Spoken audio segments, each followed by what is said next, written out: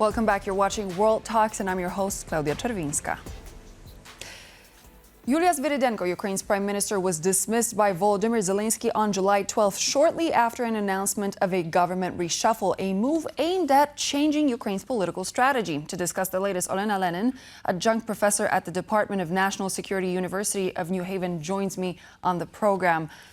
Welcome. Thank you so much for joining us here. Good evening, Claudia. Thank you for having me. Pleasure.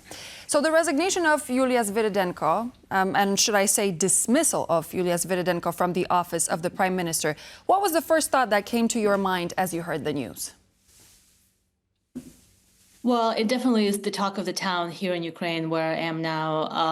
And it seems to be a response into several scandals that Ukraine has been wrapped up in, particularly with forced mobilization, with the increasing pressure on the government to change the way conscription works and the way the so-called busification, where people are just men are just grabbed on the street and are forcefully mobilized. So the pressure has been rising on Zelenskyy to address this discontent.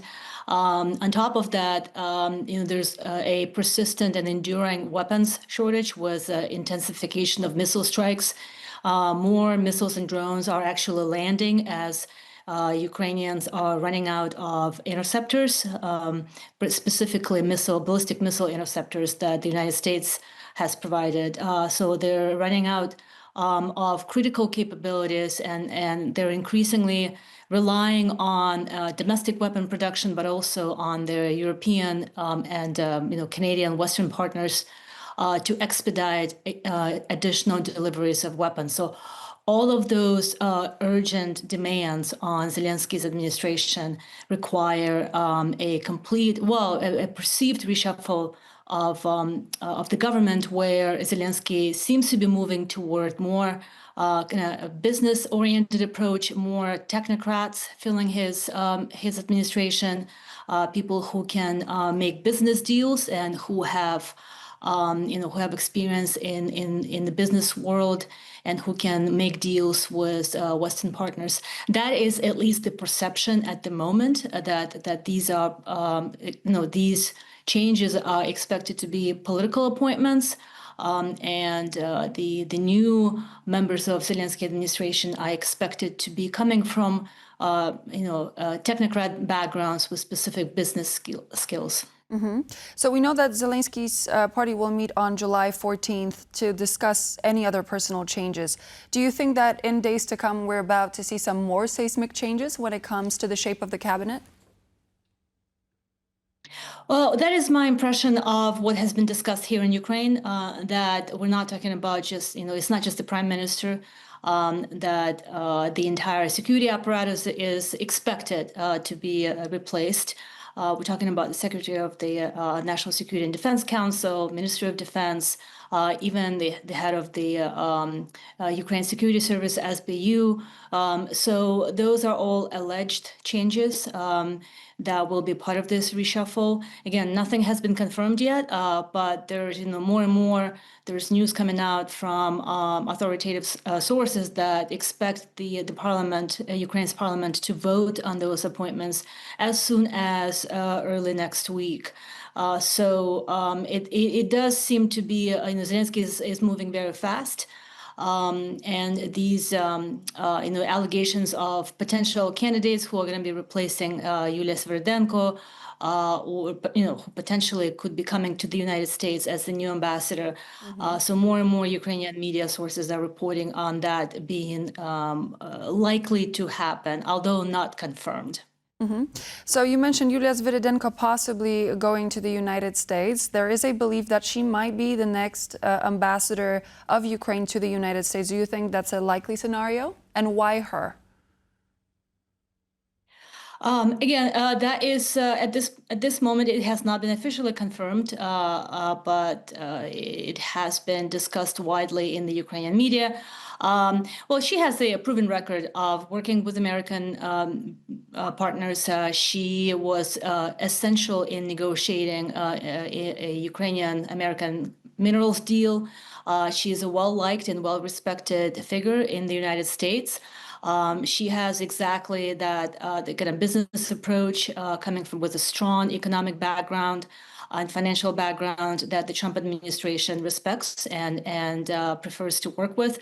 So, on paper, she looks like a pretty good candidate for to work with the Trump administration. And the emphasis on quick business deals, economic considerations above some of the more, I guess, political conversations that transpired before. Again, none of this has been confirmed yet, but again, here in Ukraine, the conversations revolve around precisely those possibilities, with Svyrydenko moving to the U.S.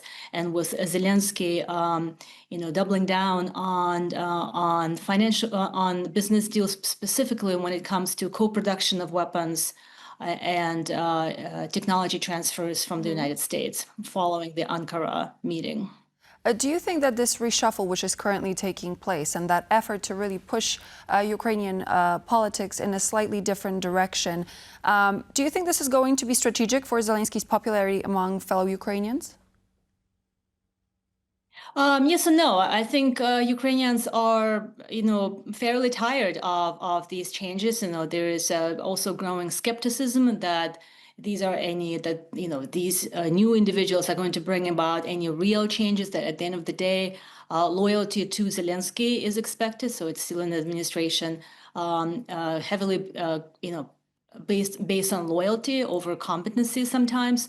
There's growing skepticism about Zelenskyy monopolizing power and appointing, individuals that he prefers and also wants that are loyal to him.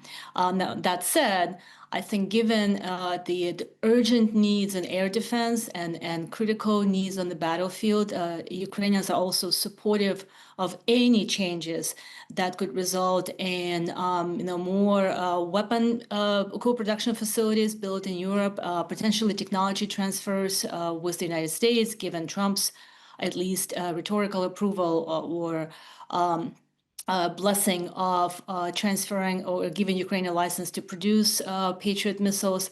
Now that's years in the making, but nonetheless, the security environment in Ukraine is such that these needs for more air defense and for expedited military aid are so urgent as people die every day.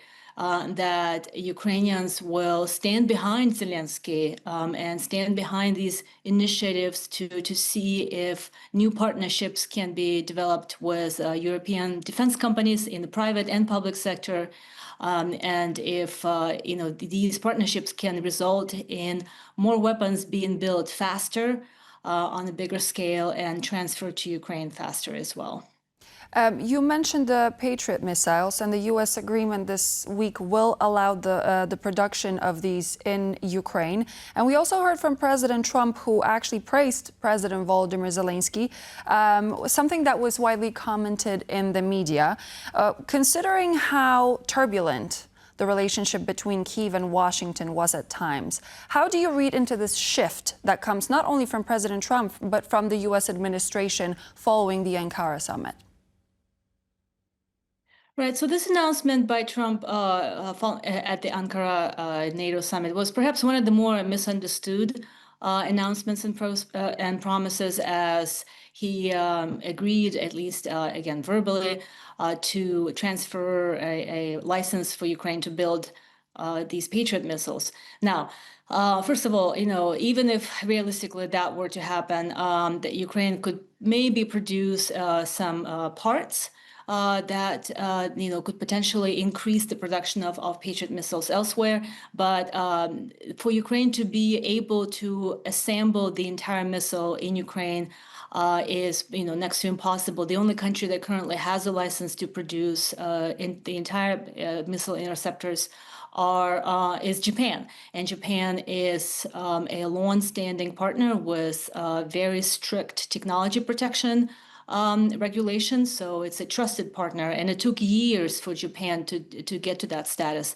Other countries like Germany, for example, have a partial license where they can produce parts that Patriot missiles are made of. So the bottom line here is that it definitely sounded like a very promising move or promising upgrade in the relationship between the U.S. and Ukraine. But I'm cautiously optimistic, whether that will actually translate into real co-production facilities built in the next few years. Now, as far as whether there is a dramatic shift in Trump's approach to Zelenskyy, he has definitely warmed up to Zelenskyy, and I think that he himself admitted that.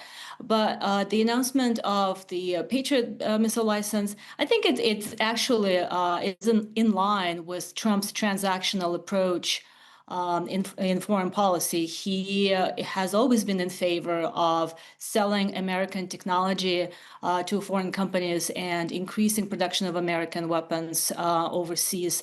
Besides, one of the cornerstones of Trump's administration's foreign policy is European autonomy in providing for their security needs. So this announcement of Ukraine being moving toward a strategic partner and defense partner status is actually consistent with Trump administration's emphasis on European autonomy and Europeans being able to make more weapons and give them to Ukraine.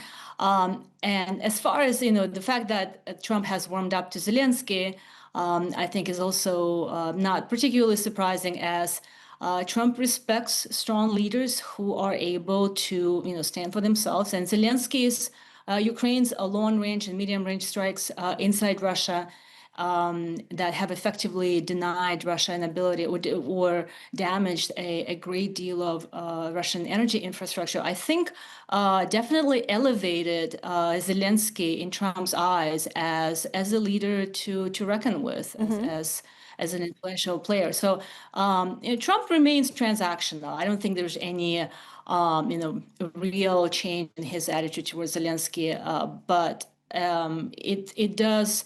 Ukraine's ability to hurt Russia has definitely elevated its strategic importance in Trump's eyes. Just before we go shortly, because I know that our time on the program is coming to an end, I wanted to finally ask about Senator Lindsey Graham, who passed away at the age of 71. Very sad news. But we've heard that he's been speaking to President Zelenskyy on Friday, and there's been a number of very important conversations that they had. How do you think the situation of Ukraine is going to change, considering that the late senator was a staunch supporter of Ukraine and he was actually working on finding new solutions for the country? Right. So this came as shocking news to everybody, especially because the late Lindsey Graham announced the progress in the Russian sanctions bill that would actually implement secondary sanctions and potentially restrict the purchase of Russian oil by China and India, which would tremendously hurt not just the Russian economy, but also the economies of those countries. So this was seen as perhaps one of the most significant shifts in the American policy if it were to come. Now, tragically, of course, Lindsey Graham's passing has, currently there's a lot of questions whether this bill will actually be passed. Having said that, precisely because these conversations of passing this Russian sanctions bill against Russia, precisely because they're now happening in the context of what would be a great tribute to Lindsey Graham's legacy in the service to the United States, and then also as a foreign policy actor. There are actually calls now to pass this Russian sanctions bill precisely to honor his legacy. So I actually think that his tragic death will perhaps mobilize Republicans in the Senate and the House in support of Ukraine and in support of passing the bill that will finally be more effective in denying Russia its revenue to continue the war. Olena, thank you so much for joining me. Olena Lennon, adjunct professor at the Department of National Security, University of New Haven, was my guest today. Thank you again. Thank you. And so this would be all for now here on World Talks. I'm Claudia Czerwinska, but please do stay tuned. Stay with us here on TVP World as we have more coming up next.